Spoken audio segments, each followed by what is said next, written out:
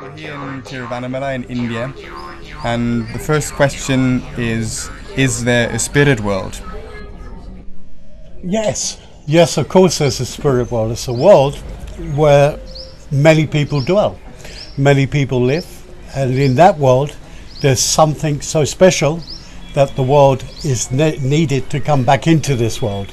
So the spirit world is the people I'm looking for who've had this experience of being in the spiritual world, of actually being in the spiritual world. So the ones that I'm looking for in the program are people who've had some direct experience with the spirit world, not living in the material or going into the spiritual world like meditation, satsang. That's not what I call the spirit world. What I call the spirit world is a world that exists within you and without you. And there's many other systems in the universe that make this awareness possible for many people. I have that contact. So the connection I have with the spirit world is real. It comes under the guise of the shaman, which is a Siberian-based family. My family is from that region. So the spirit world itself is so powerful that it can enhance everything on this world. With the humans, the dogs, the cats, the trees, we have this connection with them, but we have to be more aware so that we can feel their presence. And the guides that we have through them and vice versa is absolutely beautiful. So the spirit world is something which is so real. It's not something you go to. It's already established. With meditation, you go to meditation. With satsang, you go to satsang. But the spirit world is permanently there. It's always there on any level. The student begins, student ends. It's very powerful. The spirit world is real. So that's what I'm interested in, finding people that have this connection so I can take them on their journey to wherever they're meant to be going. The website is called Mayok-Shamaan. What are shamans? What a shaman is? A shaman is somebody who actually, the word is a Siberian word which means man with no face. If you translate that into Tamango Jakuti, it means no ego. So it's a man who can travel through different worlds, different time zones, without even being aware of those zones. Working with certain energy levels, they can cure pretty much anything within the realms and the reasons, the reasonable sense of curing. So the shaman comes on a regular basis to connect to the sacred geography around him and certain people that come in his direction. So the shaman is somebody who's just really simple, who lives an honest and simple life. And it's that clear that the shaman can and will identify with anything as long as the person is open to being open to their own true self, so they can connect with themselves. And once they connect with themselves, then the rest is just fantastic. They know they have nothing to find, there is no search, and then they begin to accept themselves as they are. Because they know why they're here, they know why they're on this planet, and many other planets are there, waiting and hoping that this will happen. So, I don't know about waiting or hoping this will happen, but the connection from other planetary systems are very important right now, at this time that we're living in this particular time in this world. So the shaman has his purpose, the same as everybody else on the planet, but it's helping to connect people with themselves so they don't have to always be looking for something, for this, for that, for this, adding things to their house, adding things to their car. It's a simple life. The shaman has a simple life. In our culture, we don't have poverty. We don't have beggars. We don't allow for poverty because there's no need for it. So the culture is rich. It's been rich for thousands of years before all other cultures that we know now were even formed. The shaman's been here since time began. And if you look at the main focus on the religions, you'll see it is all identified with the shaman in the first place. What does the word Mayok mean? Mayok is a planetary system. Actually, Mayok deals with the emotion of man. And when I say man, obviously I mean woman as well. So the emotional systems that we have within us is untapped. literally untapped. Very few people have this connection with this system. And this system is part of what we know as our planetary system. It's known, but it has several other names, but nobody can identify with how it works. Like Mars, they're looking for something. On the Earth, on the Moon, they're looking for something. And here they've basically took everything from this planet, started looking outwards. But Mayok is the emotional planet that deals with the emotions that most people are confused with: jealousy, rage, hatred, usual emotional problems. They can be harmonized so the person can use these emotions and justify the use of these emotions, but not with the violence and the anger that comes with some of the emotions. So the Mayok system is what I use a lot in healing. It's nothing to do with me as a shaman. It's just the energy works through me so that power can be worked through the humans, the dogs, the cows, whatever.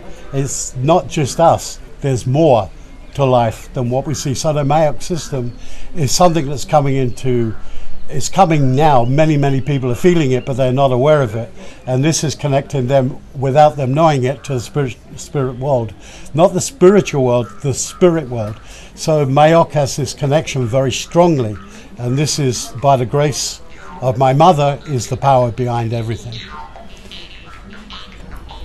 How is Siberia and shamanism connected?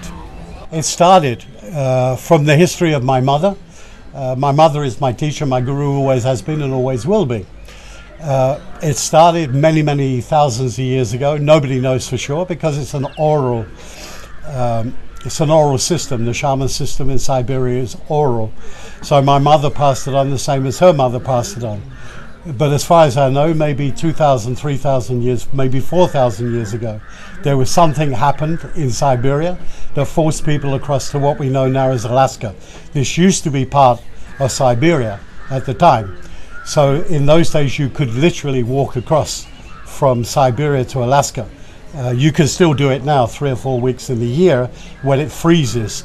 The water freezes enough for you to go through the Attu and the Lawrence Islands to Alaska.